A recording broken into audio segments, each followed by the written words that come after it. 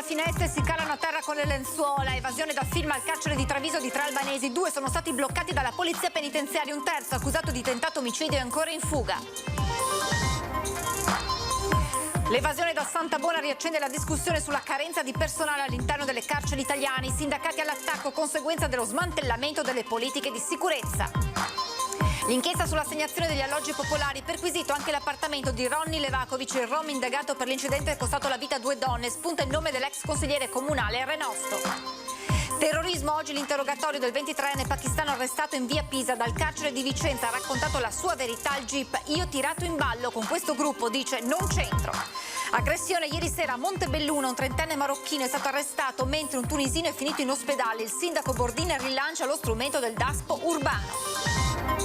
Un incendio è divampato ieri sera in un deposito di Biancade. Le operazioni sono proseguite per tutto il giorno. La pista è quella di un gesto doloso, forse di un gruppo di ragazzini già visto in zona.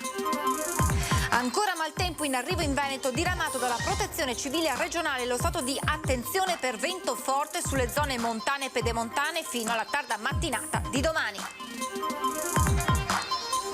Edizione trevigiana dei telegiornali di Antenna 3, buonasera e ben ritrovati. Dunque in primo piano l'evasione all'alba di oggi dal carcere di Santabona a Treviso da parte di 3 detenuti albanesi. 2 sono stati immediatamente bloccati, fermati dalla polizia penitenziaria. Un terzo invece è ancora in fuga.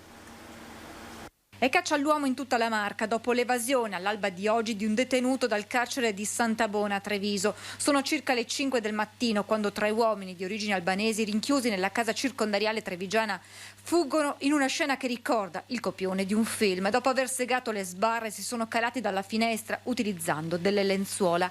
In un video pubblicato sul sito del Gazzettino si vedono alcune fasi della fuga e dell'inseguimento immediato da parte della polizia penitenziaria che pochi istanti dopo riuscirà a catturare 2 fuggitivi. Il terzo invece è ancora ricercato. Si tratta di Edison Pula, 27 anni, in carcere su mandato d'arresto europeo per tentato omicidio, detenzione di materiale esplosivo e altri reati connessi al traffico di stupefacenti. Pula era stato arrestato lo scorso febbraio dalla squadra mobile della questura di Treviso insieme ad un connazionale all'esterno del centro commerciale di Silea, sospettato di far parte della banda che aveva seminato il terrore a fine 2021 lungo il Terraglio con gli assalti alle ville, tra cui quella del petroliere Luciano Miotto. Sulla possibile pericolosità di Pula interviene il suo legale. È una pericolosità per i reati che ha commesso, non una pericolosità in sé nei confronti della gente comune. La pericolosità che è presupposto dell'applicazione di misure cautelari è la pericolosità del pericolo di recidivanza, cioè della ripetizione dei reati specifici, nella fattispecie di furti, quindi non è che una persona evasa è pericolosa di per sé perché è evasa. Le ricerche sono immediatamente scattate dopo l'evasione con polizia penitenziaria, agenti della questura e tutte le forze dell'ordine impegnate nella caccia al fuggitivo. Tutte le risorse sono state impegnate per cercare questa persona e la squadra mobile che se ne occupa dal punto di vista investigativo e quindi si coordina con la polizia penitenziaria. Attivate anche polizia ferroviaria, polizia di frontiera e polstrada, capillare la ricerca su tutto il territorio. Ci stiamo coordinando in modo molto attivo con loro, ci sentiamo, collaboriamo e quindi penso che la popolazione non debba avere preoccupazioni perché comunque viene esercitata una pressione abbastanza importante sul territorio. E l'evasione da Santabona riaccende la discussione sulla carenza di personale all'interno delle carceri italiane.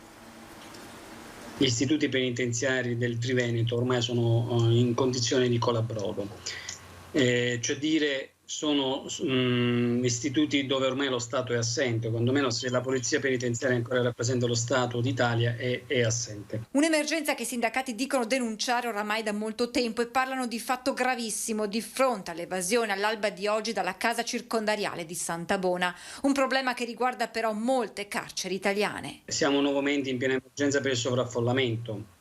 2, siamo con una carenza di personale spaventosa su tutti i livelli, non solo di polizia penitenziaria ma di comandanti, i funzionari. Vona poi ricorda che nel tardo pomeriggio di ieri, sempre nel carcere di Treviso, c'era stata l'aggressione ai danni di un 42enne da parte di altri 2 detenuti albanesi. 2 episodi che l'esponente del SAP non esclude possano essere tra loro collegati. Lo faccio di sera quando è impossibile, significa che io attivo un servizio, assorbo personale dall'interno, abbasso il livello di sicurezza.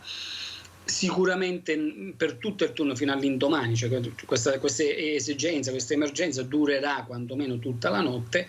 La notte c'è stata l'evasione, molto probabilmente, o è stato fatto apposta per, come dire, abbassare il livello di sicurezza. L'evasione dal carcere di Santabona rappresenta una situazione critica che da troppo tempo si protrae e che di anno in anno peggiora. Una condizione, questa dettata dalla carenza strutturale degli agenti di polizia penitenziaria in organico e dunque dall'impossibilità di un'organizzazione puntuale del lavoro. Queste le parole di Marta Casarin, segretaria generale Funzione Pubblica CGIL Treviso. Io dicevo, noi in modo rassegnato, in modo anche con tristezza, sia come addetto ai lavori che come cittadino, insomma noi scongiuriamo ormai, come dire, il peggio come l'evasione di massa, ma se vogliono le condizioni lo permettono. Torniamo all'inchiesta sulle case popolari. I carabinieri hanno perquisito anche la casa di Ronny Levakovic, 30 gli indagati accusati di corruzione e abuso d'atti d'ufficio. Ieri mattina i carabinieri del nucleo investigativo hanno bussato alla porta di Ronny Levakovic, il 25enne accusato di omicidio stradale per aver provocato lo scorso marzo un incidente nel quale persero la vita Preganziol, Mara Visentin e Miriam Cappelletto. Indagata è la convivente così come altri suoi familiari, lo zio ed un parente. L'avvocato di Levakovic, Francesco Murgia, parla dell'operazione scattata ieri mattina all'alba. Io nei capi di imputazione che ho esaminato trovo 2 fatti singolari. Il primo che si riferisce sempre l'imputazione a promesse, il secondo che si riferisce a comportamenti che risalgono nel tempo perché le assegnazioni sono anche molto risalenti nel tempo. Non trovo nessun atteggiamento corruttivo diretto. Vero è che la norma punisce la promessa, ma la punisce quando accettata. Ora io credo che in questo caso dobbiamo essere tutti estremamente cauti nel capire se si è trattato di un malcostume sociale o di fatti di reato. Fra i nomi noti coinvolti in questa inchiesta spunta quello dell'ex consigliere comunale Enrico Renosto, che non risulta però formalmente indagato. Non ha infatti ricevuto alcun avviso di garanzia, ma ha ricevuto un avviso di proroga di indagine. 30 invece sono le persone, per lo più di etnia rom, indagate per i reati di corruzione e abuso d'atti d'ufficio. Sotto inchiesta anche 5 dipendenti comunali. I carabinieri nelle perquisizioni di ieri hanno sequestrato anche numeroso materiale cartaceo e informatico. L'avvocato Fabio Crea, il legale di alcune delle persone indagate come gli intermediari che avrebbero, secondo gli investigatori, fatto pressioni negli ambienti municipali per ottenere le assegnazioni di case in cambio di promesse di denaro o di altri beni. Secondo quanto mi è stato riferito in maniera abbastanza decisa, non vi è mai stato alcun passaggio di denaro o di altra utilità per cui manca il presupposto della condotta corruttiva e quindi del reato da parte loro e ovviamente da parte del pubblico ufficiale.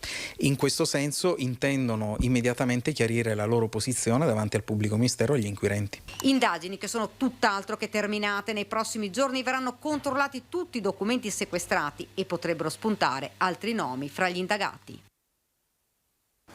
Io non ho mai fatto nulla, non ho corrotto nessuno, chiarirò la mia posizione con il magistrato. Così Silvana Udorovic, una delle intermediarie che secondo gli investigatori avrebbe fatto pressioni per l'assegnazione delle case popolari. Silvana Udorovic è accusata di corruzione, sarebbe lei, secondo gli investigatori, una delle intermediarie che avrebbe fatto pressioni agli uffici municipali per ottenere tramite promesse di denaro o altri beni l'assegnazione delle case popolari in determinati quartieri della città per i familiari. Così ho sentito quando sono venuti ieri i carabinieri, ma non esiste questa cosa. Io non ho mai fatto una cosa del genere, mai. Non ho corrotto nessuno, non ho dato soldi a nessuno. Privato innocente come Dio che l'hanno messo sul croce. Io non gli ho dato mai un regalo. Io solamente li conosco comune perché lavoro per loro, faccio polizia in Borgo Capriolo. Parla con tranquillità, spiega che vuole chiarire quanto prima la sua posizione con il magistrato. Perché secondo lei i carabinieri sono arrivati a voi? Non lo so nemmeno io. mi sembra una roba strana. Io ieri sono rimasta scioccata per me e per le persone che sono andati in giro di fare queste perquisizioni, cercare le carte di ATER. Tutto regolare, noi abbiamo fatto regolare. Il dirigente del settore servizi sociali, casa, sport e scuola del comune di Treviso, Stefano Pivato, è finito nella bufera. Anche lui risulta fra gli indagati. Lo conosco perché abito qua 50 anni. Ho avuto da fare per le carte d'identità, per documenti, o lo conosco, ma lo conosco come una persona onesta. Lui, di quelle cose che ho visto, che lui ha accusato, è tutto sbagliato. Hanno sbagliato indirizzo su quest'uomo, perché quest'uomo è innocente. Terrorismo, oggi l'interrogatorio di Ali Nauman, il muratore 23enne pakistano arrestato dalla Digos in via Pisa, Treviso, nell'ambito della maxi inchiesta della Procura di Genova su un gruppo legato all'attentatore che a Parigi nel 2020 tentò di replicare l'assalto alla redazione della rivista satirica Charlie Hebdo. Dal carcere di Vicenza, dove è rinchiuso, il giovane incensurato ha voluto parlare con il GIP in teleconferenza raccontando la sua verità. Sono stato messo in mezzo, ha riferito il 23enne, respingendo ogni addebito con questo gruppo, non c'entro. E adesso una notizia di pochi istanti fa: una donna 87 anni è stata investita poco fa in via Talponera a Merlengo di Ponzano. Sul posto i sanitari del SUEM. L'anziana è stata ricoverata d'urgenza con lesioni molto gravi. Aggressione ieri sera a Montebelluna, un marocchino è stato arrestato mentre un tunisino è finito in ospedale. C'è un senso diffuso di impunità, serve certezza della pena, dice il sindaco, che rilancia lo strumento del DASPO urbano. Sono i soliti noti, dicono alcuni residenti. Prima ha tentato la fuga tra i vagoni, poi ha opposto resistenza cercando di divincolarsi, ma i militari dell'Arma hanno avuto la meglio sul trentenne marocchino che pochi minuti prima aveva preso a bottigliate un coetaneo di origini tunisine. Scene da Far West in stazione a Montebelluna che hanno portato a una segnalazione tempestiva e a un intervento immediato. Quei due, raccontano oggi, si aggiravano in zona già da qualche giorno e spesso erano stati visti litigare in preda ai fumi dell'alcol. In serata l'epilogo, con il tunisino portato d'urgenza al pronto soccorso del vicino ospedale e il marocchino sottoposto nel tempo di un amen a udienza di convalida e ora in carcere. Per residenti e passeggeri un copione che si ripete e che vede più o meno sempre i soliti protagonisti. È una zona un po' così non proprio sicura, soprattutto la zona là del palazzo guarda e quant'altro, che non è frequentatissimo di persone tranquillizzanti, ecco, da questo punto di vista. Sono tutti extracomunitari, per carità, sono gente che lo ma un po' di rispetto, hai capito? Perché vengono là, in 7-8 tu sei là, ti urtano questo e altro, stacca, fare casino come, capito? Devi andare via. Area della stazione che in gergo resta attenzionata dalle forze dell'ordine, lo dimostra pure la tempestività dell'intervento. Il problema semmai sta a monte, sottolinea il primo cittadino. Io credo che qui si parli di un problema generale, un problema definito principalmente da un senso di impunità diffusa, impunità sulla quale poi il Comune ha ben poco potere. Il sindaco, l'amministrazione, gli assessori e i consiglieri ci mettono la faccia, però sappiamo che le leggi non le facciamo qui a Montebelluna. Per quanto di sua competenza, assicura Bordin, il Comune sta facendo il possibile, previste 3 nuove assunzioni al comando di polizia locale, ma soprattutto si studiano nuovi strumenti con la Commissione Sicurezza. Potrebbe essere una sorta di DASPO urbano, adesso ci stiamo pensando se e come poterlo attuare. Sicuramente dobbiamo fare in modo che queste persone, ripeto, non rimangano impunite. I carabinieri di Villorba hanno identificato 2 persone ritenuti responsabili di furti che da un paio di mesi vengono messi a segno all'ecocentro di Villorba. Il modus operandi è sempre lo stesso: uno faceva il palo e restava nel furgone usato per trasportare i materiali rubati, mentre i complici, tagliando la recinzione, entravano all'ecocentro e prelevavano vari rifiuti dai contenitori come PC, televisori, cavi di rame, piccoli elettrodomestici e oggetti di elettronica. I movimenti sono stati ripresi dalle telecamere interne della struttura e i tecnici di Contarina hanno denunciato l'accaduto ai militari dell'Arma che sabato sera con una pattuglia sono intervenuti all'ecocentro dove hanno bloccato i due. Un incendio ieri sera è divampato in un deposito di Biancade, le operazioni sono proseguite poi per tutto il giorno. La pista è quella di un gesto doloso, forse di un gruppo di ragazzini già visto in zona.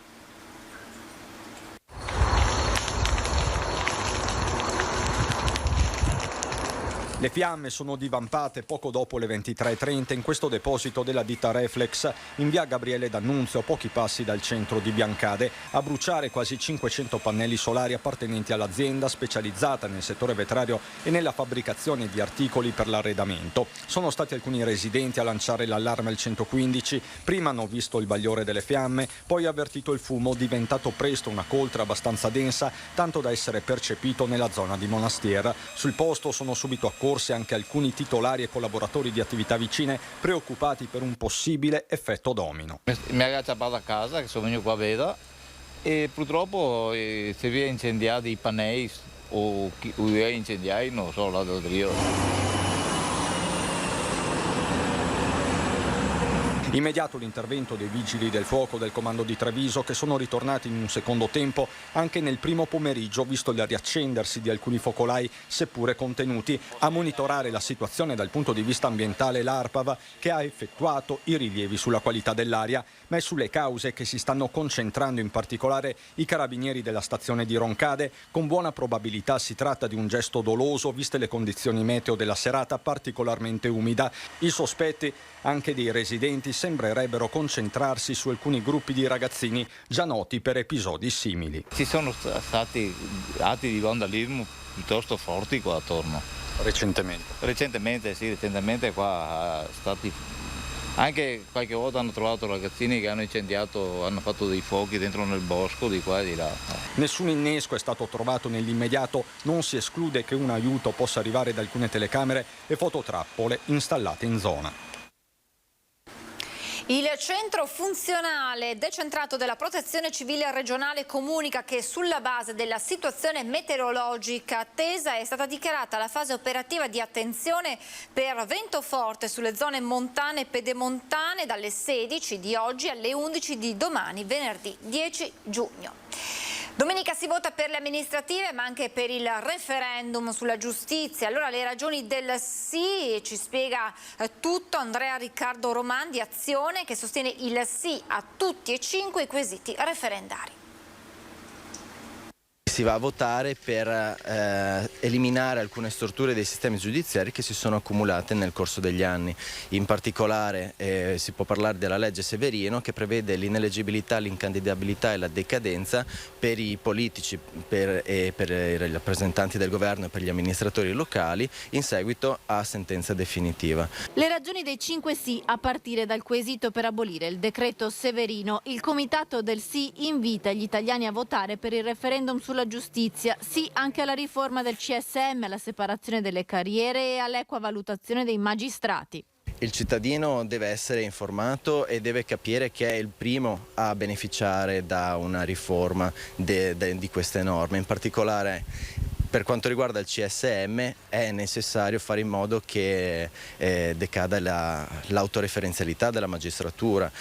Per quanto riguarda la riforma del CSM, per esempio, si prevede che i membri non togati del Consiglio Superiore della Magistratura possano valutare l'operato dei magistrati, cosa che ad oggi non si fa ma che è lasciata a solo i membri togati, ossia solamente ai giudici. Ed ecco le ragioni anche del sì per il quinto quesito, quello sui limiti agli abusi della custodia cautelare. Bisogna votare sì perché, do solo un dato, negli ultimi 30 anni 100.000 persone sono state detenute e successivamente giudicate non colpevoli e alcune di queste sono addirittura state risarcite. Io non credo che si possa veramente risarcire una persona per una detenzione non dovuta. E questo ad esempio è il secondo quesito, quello che prevede l'abrogazione della norma che prevede misure cautelari quali la custodia cautelare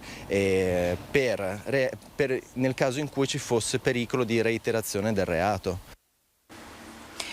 Parliamo di lavoro perché sono oltre 52.000 le nuove assunzioni in Veneto previste per giugno. Il dato emerge dal bollettino Excelsior di giugno, l'indagine di Unioncamere e ANPAL che mensilmente analizza i fabbisogni professionali di un campione significativo di imprese. Il dato è leggermente in calo rispetto a giugno 2021 ma in forte crescita rispetto a maggio 2022 con un incremento di 11.440 assunzioni. A Treviso nel trimestre giugno-agosto sono previste 17.690 entrate, 480 in più rispetto allo stesso periodo del 2021. Nel solo mese di giugno le imprese trevigiane prevedono invece 6.690 nuove assunzioni, dato in flessione rispetto allo scorso anno ma in aumento rispetto a maggio di quest'anno. In provincia di Belluno invece si prevedono 8.320 entrate per il trimestre in esame, dato in forte aumento rispetto allo scorso anno con un incremento di 1.760 unità. Rimane molto alta la difficoltà di reperimento di alcune figure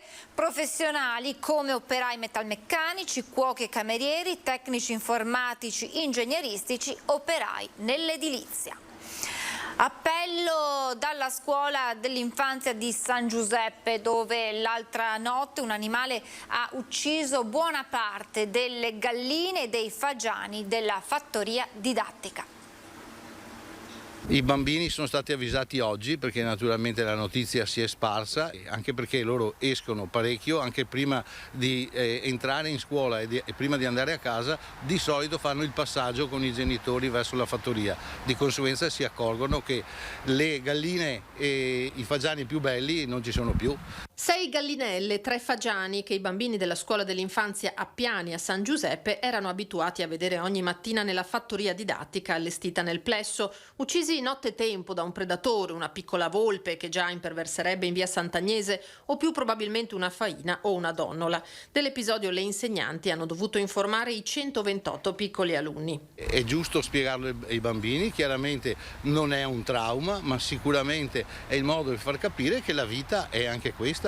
E abbiamo detto appunto che esistono anche dei predatori che sicuramente possono entrare nei pollai e cercano anche loro di sfamarsi. L'animale si è intrufolato nell'unico punto debole della recinzione. È riuscita a scavare e a scardinare una parte di rete che era di plastica anziché metallica e da lì si è inserita all'interno del pollaio. Fattoria didattica che era stata allestita 12 anni fa per spiegare ai più piccoli che le uova e il latte non arrivano dal supermercato ma da animali in carne e ossa. Ora quelli mancanti andranno sostituiti.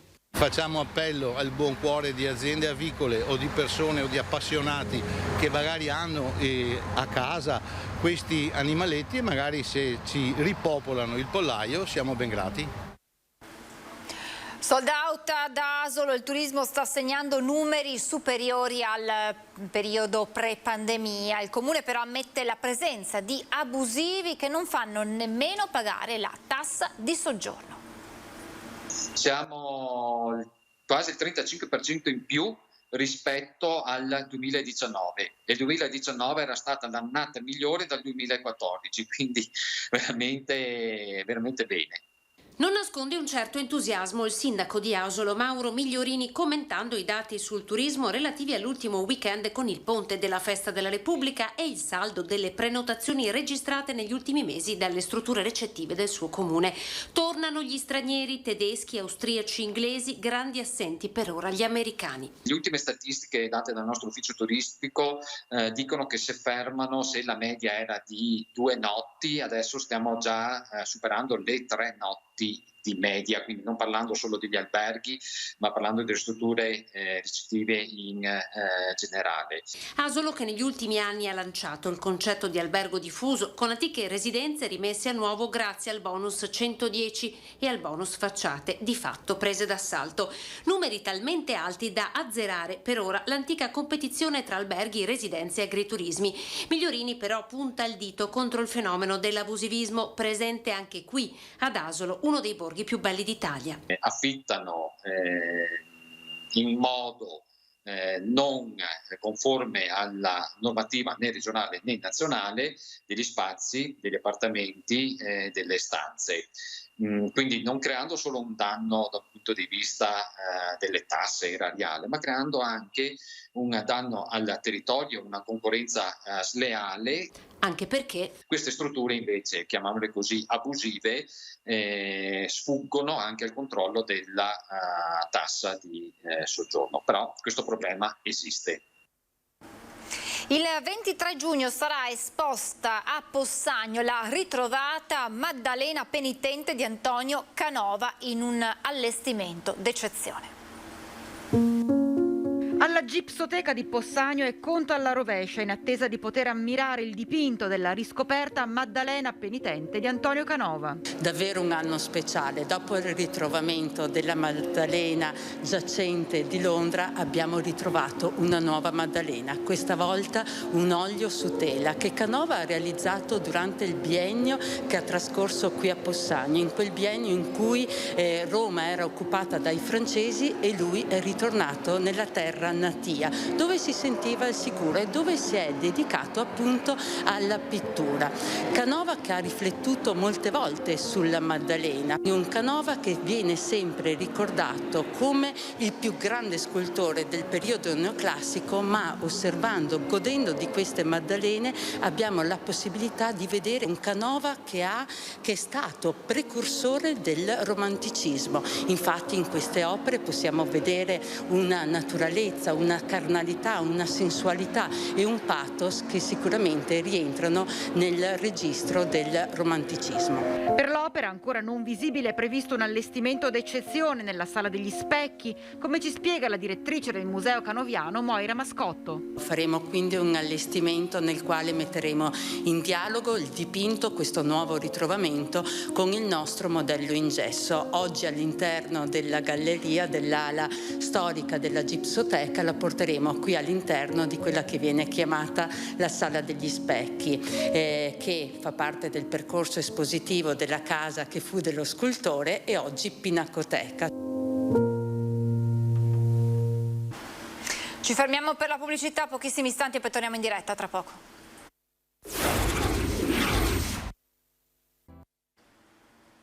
Rieccoci in studio, appuntamento immancabile, quello di domani pomeriggio al Palazzo dei 300. L'Ateneo di Treviso presenta una nuova pubblicazione sulla storia della città, dalla caduta della Serenissima fino all'avvento del fascismo. L'Ateneo di Treviso è un'istituzione scientifico-culturale che serve a confrontarsi, a portare le proprie esperienze, a portare le proprie conoscenze e quindi a metterle a disposizione di tutta la città e di chi è interessato a livello nazionale e internazionale. Quindi diciamo che iscritti all'Ateneo di Treviso non c'erano solo trevigiani? Non c'erano solo trevigiani, pensiamo a Gioacchino Rossini. Gioacchino Rossini addirittura per Antonio Canova, su ispirazione dell'Ateneo, scrisse una cantata che venne eseguita al Palazzo di Filodrammatici, dove aveva allora sede l'Ateneo di Treviso. Tra l'altro, parlando di Antonio Canova, anche lui iscritto all'Ateneo di Treviso, c'è una particolarità che adesso è esposta al museo. Sì, numerose sono appunto quelle appartenenti all'Ateneo di Treviso, compresa la raccolta che Monsignor Sartori Canova, il fratellastro di Antonio Canova, donò all'Ateneo di Treviso di illustrazioni, e poi anche la stessa erma con il busto di Antonio Canova. C'è un importante appuntamento a cui i trevigiani non possono mancare, qual è? Venerdì prossimo, ore 17, Salone di 300, la presentazione del primo dei 2 volumi sulla storia dell'Ateneo di Treviso, da Napoleone al fascismo. È importante esserci perché questo libro, scritto da Giuliano Simeonato, racconta la storia della città attraverso i suoi figli più illustri. Siamo alle notizie da Belluno e provincia.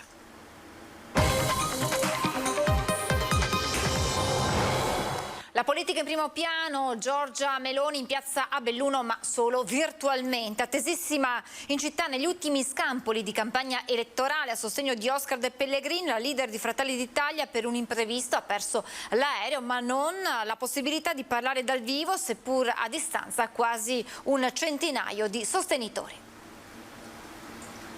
Questa di Belluno 12 giugno è assolutamente una grande sfida ed è una sfida guida alla portata. Parla da uno schermo e non dal tavolo addobbato con 3 tricolori floreali. Giorgia Meloni, bloccata a causa incidente in tangenziale a Roma mentre si recava all'aeroporto per un volo che avrebbe dovuto farla arrivare a Belluno attorno a mezzogiorno. L'inconveniente non ha fatto desistere candidati, militanti e sostenitori, accorsi in piazza numerosi negli ultimi scampoli di campagna elettorale di un centrodestra coeso per Oscar De Pellegrin. La piazza di oggi e con tanta gente a cui abbiamo detto che avremmo disdetto perché Giorgia non c'era, lo dice chiaramente, insomma abbiamo il vento in poppa oggi, vogliamo tradurre questo consenso anche alle urne. Meloni si dice mortificata e dispiaciutissima per avere saltato la sua prima tappa del tour odierno in Veneto, ma il suo sostegno a De Pellegrin è deciso. Vivete in una città nella quale chi ha amministrato negli ultimi anni ha pensato che a un certo punto fosse sufficiente gestire il quotidiano, fare il minimo indispensabile, un po' dando per scontato anche il sostegno della gente. Non è così. Una città non è un condominio e per amministrare ci vuole il coraggio di andare oltre gli ostacoli e i limiti, come ha dimostrato Oscar De Pellegrin con il suo esempio di vita, afferma la leader di Fratelli d'Italia, che parla del ruolo di Belluno, della montagna, di lavoro e della denatalità che nel nostro territorio dice è figlia dell'assenza di opportunità. Tifo da stadio per Oscar De Pellegrin, nei cui confronti arrivano sostegno e elogio del deputato bellunese Marco Osnato, del capogruppo regionale Raffaele Speranzon e del coordinatore regionale Luca De Carlo. È un'occasione davvero unica, mica questa. Dovete crederci, questa è una partita nella quale il centrodestra, Oscar De Pellegrin possono vincere. Vi chiedo di sentirvi tutti candidati sindaco. E per le amministrative, oltre che per il capoluogo, c'è grande attesa anche per i risultati di Feltre e Cortina d'Ampezzo. Domenica prossima in provincia di Belluno, oltre che nel capoluogo, si vota in altri 11 comuni per il rinnovo dei sindaci e dei consigli comunali. A Feltre, città che assieme a Belluno ha più di 15.000 abitanti, se il candidato più votato non supererà la soglia di consensi pari al 50% più 1, si dovrà ricorrere al ballottaggio fissato per domenica 26 giugno. In campo, rigorosamente in ordine alfabetico, ci sono Nadia Forlin con la civica Feltrini Andiamo, Viviana Fusaro per il centrodestra, l'outsider Paolo Serrangeli sostenuto da una lista anarchica e l'assessore uscente Adis Zatta che ha l'appoggio della coalizione del centrosinistra. Altrettanti i candidati a Cortina d'Ampezzo, dove si sceglierà il sindaco che accompagnerà l'amministrazione all'appuntamento con le Olimpiadi invernali 2026. All'ombra delle tofane gli elettori potranno scegliere tra 4 liste civiche che vedono alla guida rispettivamente l'uscente Gian Pietro Ghedina, Gianluca Lorenzi, Roberto Pompanin e Roberta De Zanna. A Cortina il primo cittadino si eleggerà a maggioranza relativa al primo turno, così come ad Auronzo, dove l'uscente Tatiana Pais-Becker avrà come avversario il suo attuale vice Dario Vecellio Galeno. I cittadini di Cesio Maggiore, dove si ricandida senza avversari Carlo Zanella, e di Fonzaso, dove l'unico candidato è Cristian Pasa, avranno invece un sindaco a condizione che si rechi alle urne almeno il 40% più 1 degli aventi diritto al voto. In alcuni comuni che andranno al voto domenica al di sotto dei 15.000 abitanti, con la presentazione di un unico candidato c'è il rischio del commissariamento in caso sia troppo basso il numero delle persone che andranno alle urne. Tra i comuni più piccoli dove si voterà in provincia di Belluno, molto diversa è la situazione tra Lamon, Falcade, San Gregorio nelle Alpi e Soverdene da una parte, Tambre e Rivamonte dall'altra. Nei primi 4 è certo che il lunedì, dopo lo spoglio, ci sarà un nuovo sindaco. Negli altri sarà indispensabile che venga raggiunto il quorum del 40% più 1 degli aventi diritto al voto. A Lamon, tra i candidati in lizza per sostituire l'uscente Ornella Noventa. Si tratta di Corinna Largo, assessore dell'attuale giunta con più Lamon, Loris Maccagnan per il centro-sinistra e Gino Pante per il centrodestra. A San Gregorio nelle Alpi, per succedere a Mirko Badole, si presentano Michela Caiada per Guardiamo Avanti, Francesca Marotta per Rinnoviamo San Gregorio nelle Alpi e l'ex sindaco Nicola Vieceli per l'intesa Sempre Pronti. A Falcade, corsa 2, tra Mauro Salvaterra per Falcade 2032 e Axel De Pellegrini con la lista Insieme per il Paese. A Soverdene, infine, la sfida sarà tra Gianni Burigo, che si ricandida, e Adriano Zoldan. Come detto invece, Sarabona a Tambre e Giovanni Deon, unico tra questi ultimi ad essere sindaco uscente a Rivamonte, l'unico ostacolo nella loro corsa solitaria sarà la percentuale dei cittadini che si recheranno nei seggi a votare. C'è un'ultima agenzia, un ultimo aggiornamento di cronaca. Era diretto a Castelmigno di Resana, nel Trevigiano, l'elicottero scomparso dai radar al confine tra Emilia-Romagna e Toscana. Lo confermano fonti della Roto Carta, azienda specializzata nella produzione di carta per usi domestici, perché il velivolo da 3 giorni faceva la spola tra Lucca e il Trevigiano per portare alcuni buyer in azienda. Con questa notizia termina la nostra edizione del telegiornale. Vi lascio come sempre alle previsioni meteo. Grazie per l'attenzione e buon proseguimento di serata.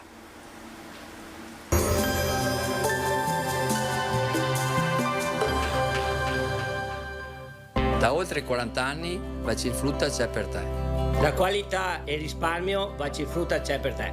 Selezioniamo il prodotto, Bacifrutta c'è per te.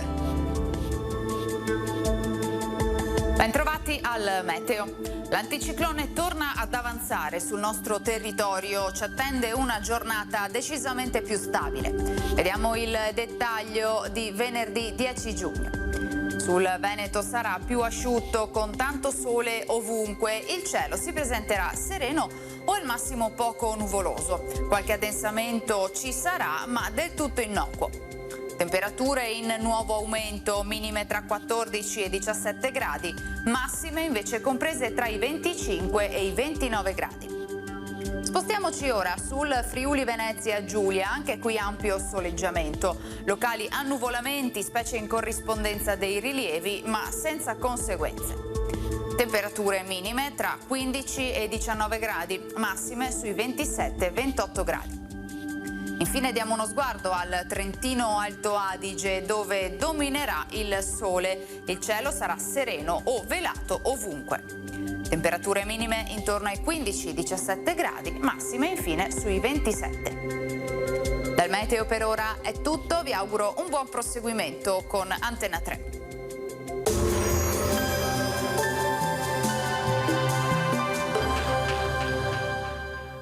Da oltre 40 anni Bacifrutta c'è per te. La qualità e il risparmio Bacifrutta c'è per te. Selezioniamo il prodotto, Bacifrutta c'è per te.